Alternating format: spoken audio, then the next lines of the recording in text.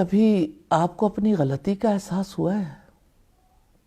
کتنے کم لوگ ہیں جو اپنی غلطی کا اعتراف کر لیتے ہیں. کتنے ہی لوگ ہیں ان کو احساس ہوتا ہے میں نے کچھ غلط کیا ہے.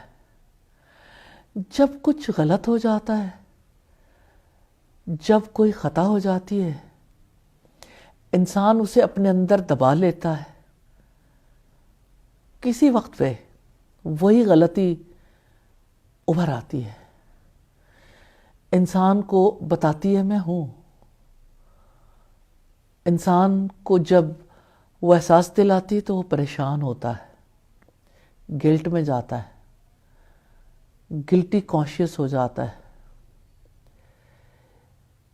کیا آپ سوچ سکتے ہیں گناہ گاری کا احساس انسان کو کتنی تکلیف دیتا ہے؟ گناہ کا تصور، گناہ گاری کا احساس یوں تو لگتا ہے بڑی نعمت ہے، لیکن جب گناہ کو کوئی راستہ نہ ملے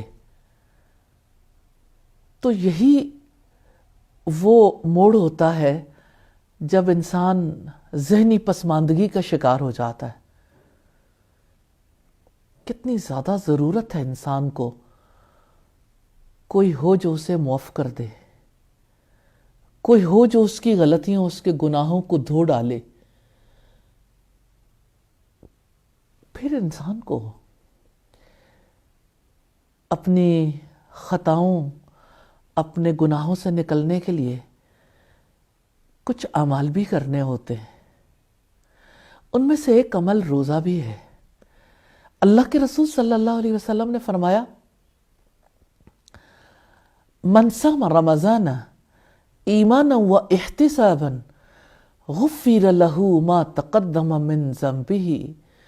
جو ایمان اور ثواب کی نیت کے ساتھ رمضان کے روزے رکھتا ہے، اللہ تعالیٰ اس کے پچھلے سارے گناہ معاف کر دیتا ہے.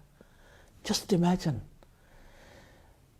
ایک رمضان کے روزے رکھنے سے پچھلا سب کچھ واش آؤٹ ہو جائے، سارے ہی گناہ معاف ہو جائیں. کیا آپ بلیو کریں گے؟ کیا آپ یقین رکھتے ہیں؟ ہاں، یہ سچ ہے. ہم اس کی تصدیق کرتے ہیں کہ روزے کی وجہ سے سارے گناہ معاف ہو جاتے ہیں، لیکن شرط ہے ایمان اور ثواب کی نیت، ایمان اور احتساب کے ساتھ سارے گناہ معاف ہو جاتے ہیں. ایمان تو شرط ہے نا، اس کے بغیر تو کوئی نیک عمل قبول نہیں ہوتا. اور دوسری شرط جو اس حدیث سے ہمیں پتہ چلتی ہے، اجر و ثواب کی نیت. اپنی نیت ہمیشہ ہر کام میں درست رکھیے. نیت کی وجہ سے انسان اخلاص جیسی دولت پاتا ہے. اخلاص ہی تو مطلوب ہے. اللہ سبحانہ و تعالیٰ سے دعا ہے ہمیں اخلاص کے ساتھ، ایمان کے ساتھ روزے رکھنے کی توفیق عطا فرمائے. آمین ثم آمین. روزے رکھیے مغفرت کے لیے، روزے رکھیے گناہوں سے نجات پانے کے لیے، روزے رکھیے ثواب کی نیت سے. خود روزے رکھیے، دوسروں کو رکھوائیے. اللہ سبحانہ و تعالیٰ ایسا ممکن بنا دے.